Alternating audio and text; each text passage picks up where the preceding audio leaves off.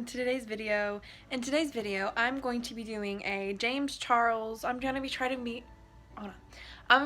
to be following along a James Charles eyeshadow tutorial, makeup tutorial, and I'm gonna be adding my own twist on things and everything like that.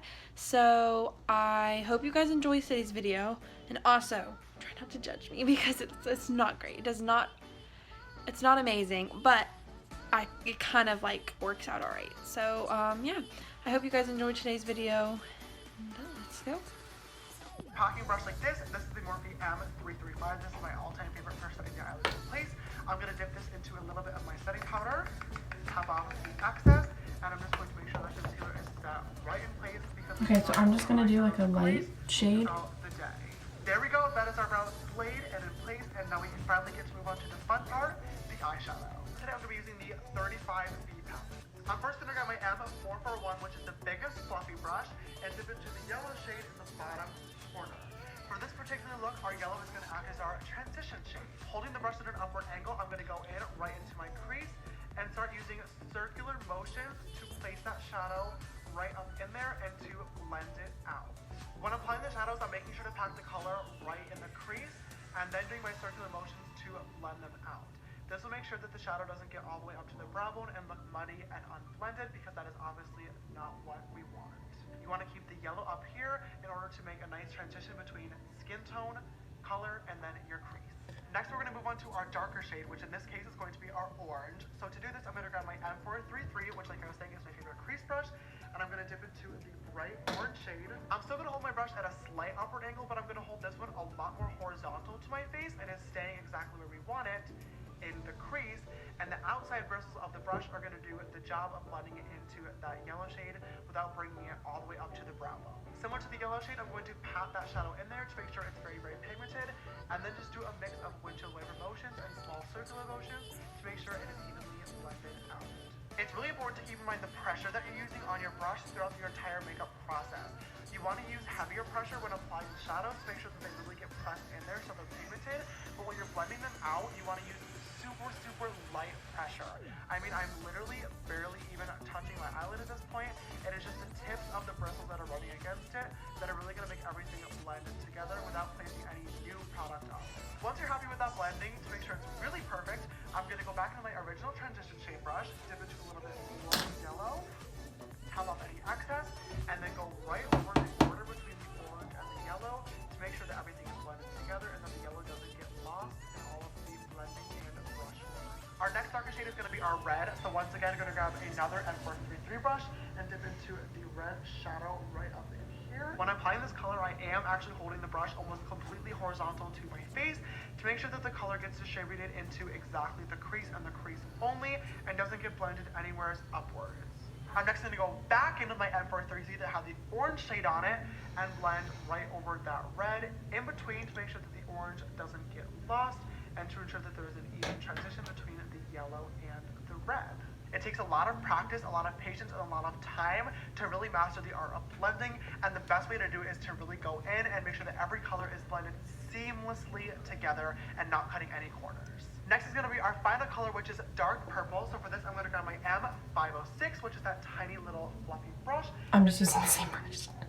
Dark purple shade right. So we don't have a dark purple, so we're going to use a light shimmery purple. Purple, black, dark blue, or even maroon. I always like to start off in the outer corner because that's where I really want most of the product to be focused. And when I grab the product, I always make sure to not really put a lot on my brush. As you can see, I really just packed it in there and barely anything showed up, but that's what we want. My best eyeshadow tip for you guys to do would be apply a little bit of product, blend it out, and then see if you need more. And if you do, then add more product and slowly build your way up. The worst thing you can do is start off dark. I think it looks pretty good so far. There's usually no going back. I'm applying the shadow carefully in my outer V, which is just basically like this socket region right up in here where your eye sits. I did get a few questions on how to sketch it out, but literally just imagine that there's a V from the corner of your eye right up. Bro, look. They were to connect, Here. and that is where you should put your He talks a lot, but can you guys see? Excess shadow I have left, I'm just going to drag that into. Pretty impressed with myself. You guys should know the drill at this point. Grabbing my red M433, gonna blend right over that edge to make sure that the purple doesn't get too intense. Grabbing the red again. I'm blending it And over. then finally our yellow. We get to take a break from the shadow for a few short minutes because now we get to the fun part, cutting the crease. You guys know I love a good half cut crease. It is one of my all-time favorite makeup looks to do, and I'm going to show you guys how I do mine today. The most common question I get when it comes to cut creases is, where do you put the crease? And that is a, honestly, really great question that I still am 100% not sure the answer to. If you grab the end of your brush and lightly poke around your eye area, you should actually be able to feel your crease. It is the kind of squishy area that you can push in right here, right in between your. Love this. You can use this for concealer or packing a shadow onto lid or glitter. You just need one of these in your collection. I'm going to dip it right into that concealer. And before actually going into the eye, I'm going to lightly dab off any excess because the last thing you want is to place it on there and get the bottom and mess everything up. It's happened to me. Don't do it. Once you're all ready to go, I'm going to tilt my head up and backwards so I can look into the mirror and have all of my eyelid completely accessible and there are no wrinkles. I'm going to place my brush right in there and I'm just going to follow the shape of my crease. Once we're happy with the shape and the concealer is all tacky, I'm going to quickly grab my M205 brush or just any tiny packing brush and go right back into the shadow, and I'm going to do the eyelid. I'm first going to grab the white in the top corner and I'm going to pack this right on the inner corner of the eye. And with that same exact brush, grabbing the yellow and packing that right next door. Do not necessarily worry about the blending either. By tapping in the colors next to each other, they're going to kind of blend naturally, and since the concealer is wet, you have to work fast. Then grabbing the orange, then the red, and then finally the purple, connecting it right into that outer V.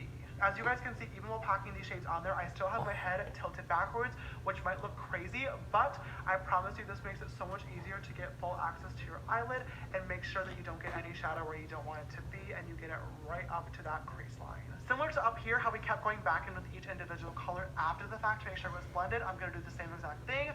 So I'm going to go back into my red and tap it right over that transition area. Then the orange. I'm going to hold you right here where the lighting is a little bit better. A metallic shade on the inner corner just for a little pop of a shimmer. And for this, I'm going to use the Tarte Chrome Paint in the shade Top Yacht. I love this one. I'm just going to grab a. Now I'm going to go back into the yellow and go right over the edge of the two of those colors. And you guys, that is the upper shadow all complete. See, not that bad when you really break it down. We're going to take a break from shadow for a second. Liner is probably one of the hardest techniques to do in makeup, but I'm going to show you guys a few tips and tricks to really get your wings snatched, ready to cut someone, and hopefully very even. There are many different products in the makeup world that you can use to create a winged liner. Some people like a pencil, I do not. Some people like a gel liner with. You guys can, I'll have to hold my eyelid down, but you guys can kind of see here, like what it looks like. So I'm gonna go back through. I'm going to add more color back into it. I don't think I'm gonna do this eye. Well, I'm gonna probably do this eye and just do both eyes, and we'll see how it goes because I'm kind of nervous.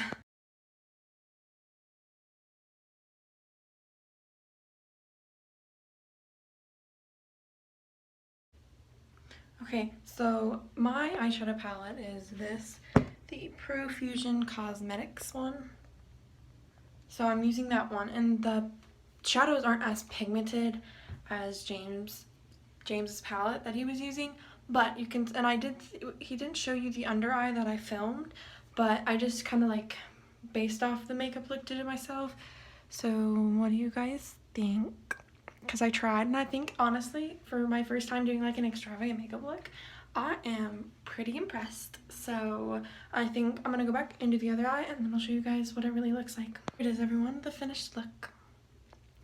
You have it. And I think this eye, see, this eye looks a lot better than this eye because of course the one time I wasn't filming that eye, it looks better. But anyway, so what do you guys think? I think that it's not as good as James Charles's, obviously, but it's okay. It looks kind of similar, like you could kind of tell. So I'm gonna give it a good thumbs up, and so yeah. Put a little mascara on, add it all together. So what do you guys think? I think, you know, like it kind of looks like I have a little bit of pink eye, but it also kind of looks like I was trying to put mascara like on over like the pink eye kind of look. So anyway, so that was today's video. I hope you guys enjoyed it.